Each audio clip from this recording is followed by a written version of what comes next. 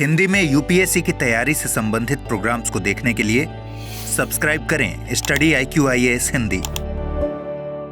नमस्कार, study IQ IAS में स्वागत है आपका। मैं हूं अमृत उपाध्याय। कल्चरल डिप्लोमेसी के फ्रंट पर इंडिया के लिए एक अच्छी खबर यह है कि भारत के द्वारा देव निमोरी रेलिक्स, भगवान बुद्ध के देव निमोरी स्थल से प्राप्त जो अवशेष हैं उन्हें श्रीलंका भेजा जा रहा है प्रदर्शनी के लिए। 4 फरवरी को यह प्रदर्शनी लगाई जाएगी, वहां 10 फरवरी तक लगाई जाएगी और 11 फरवरी को ये अवशेष भारत वापस आ जाएंगे। तो हमें यहां जानना है देव निमोरी रेलिक्स के बारे में।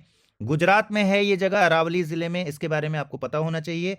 और दूसरा, जहां ये प्रदर्शनी लगाई जानी है वो है गंगा रामया मंदिर, जो कि बौद्ध मंदिर है, प्रसिद्ध बौद्ध मंदिर है श्रीलंका के भीतर। तो उसके बारे में भी आपको जानकारी होनी चाहिए।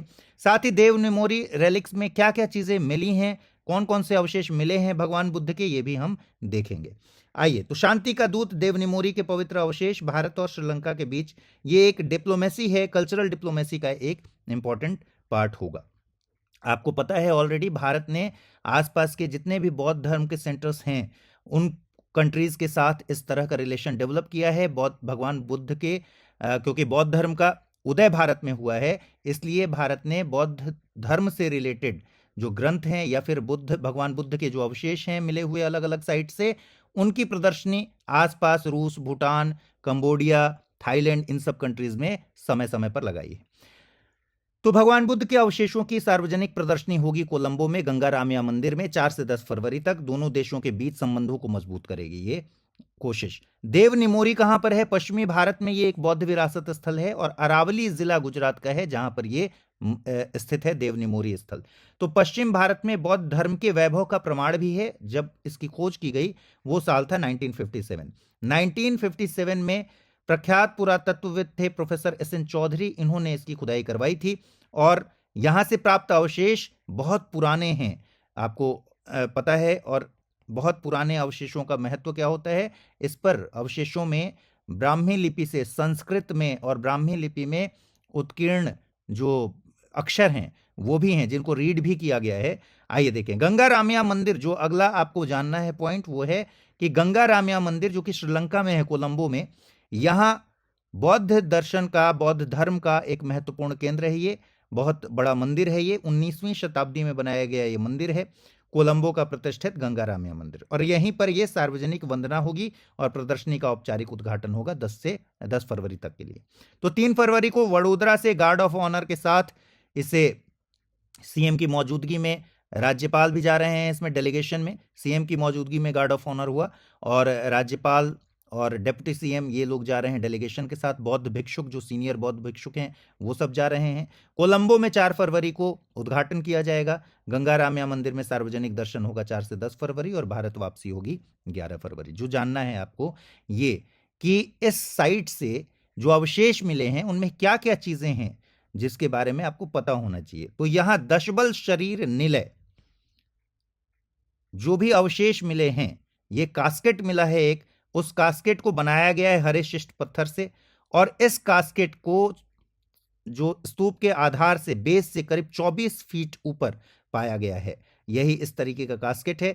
इसमें जो शिलालेख है, यानी कि पत्थर के ऊपर जो उत्कीर्ण हैं, लिपियां हैं, वो लिपि ब्राह्मी लिपि है और संस्कृत भाषा में जो उत्कीर्ण किया गया है यही है दशबल शरीर निलय।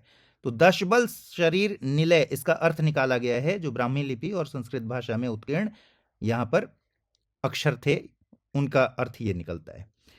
फिर एक तांबे का बॉक्स मिला है और तांबे के बॉक्स में रेशमी वस्त्र मिले, सोने की परतें चढ़ी बोतल इत्यादि मिले और साथ में पवित्र भस्म और जैविक सामग्री भी उपलब्ध हुई है। तो इसी को दशबल शरीर निलय कह रहे हैं, इस टेक्स्ट का जो ट्रांसलेशन किया गया है। आगे बढ़े उससे पहले अमृत उपाध्याय 007 इंस्टा पर पता है, अमृत उपाध्याय 007 टेलीग्राम पर पता है, जहां पीडीएफ्स और सूचनाएं मिलती हैं। आप चाहें तो QR कोड स्कैन करके इसमें जुड़ सकते हैं। अब आज ये देखिए, भारत ने, मैंने बताया कि बहुत सारे कंट्रीज के साथ इस तरह का रिलेशन डेवलप किया है जहां जहां बौद्ध विरासत है, जहां जहां बौद्ध धर्म का प्रभाव है।